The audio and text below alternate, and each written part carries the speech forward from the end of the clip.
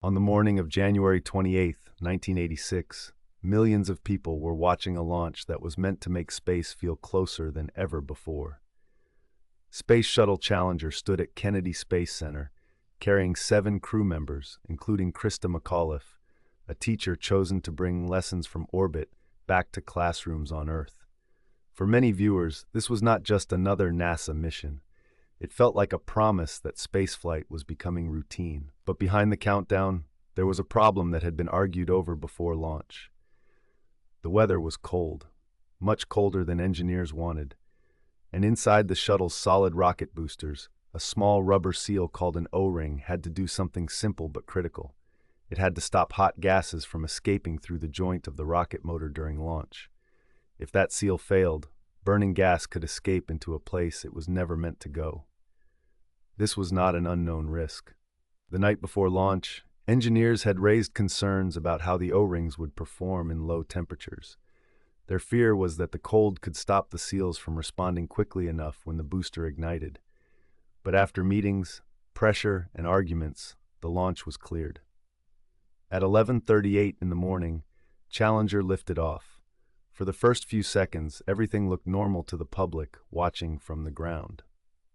But cameras later showed dark smoke near the joint of the right solid rocket booster almost immediately after liftoff. That smoke was a warning sign. The seal had not worked properly. As Challenger climbed, hot gases escaped from the booster joint. For a short time, the leak seemed to reduce, but the damage had already begun. Then, just over a minute into flight, the flame appeared again. At 73 seconds after launch, Challenger was lost. To the people watching live, it looked sudden, almost impossible to understand. But the investigation later showed that the disaster had a chain. A seal failed. Hot gas escaped. The flame struck nearby structure. The external tank was compromised, and the vehicle was torn apart by forces it could not survive. The Rogers Commission later concluded that the loss of Challenger was caused by a failure in the joint between the 2 lower segments of the right solid rocket motor.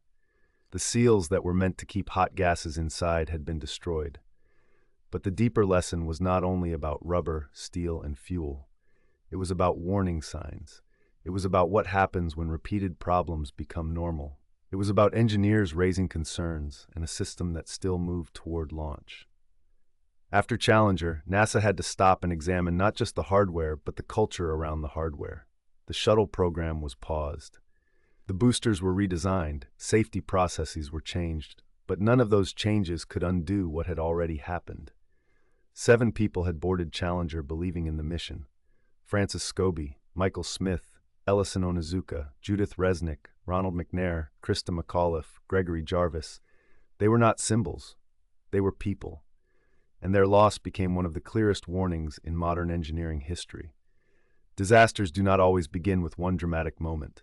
Sometimes they begin with a known problem, a warning that is explained away, a risk that becomes familiar, and a final decision that makes everything depend on a part no one can afford to fail.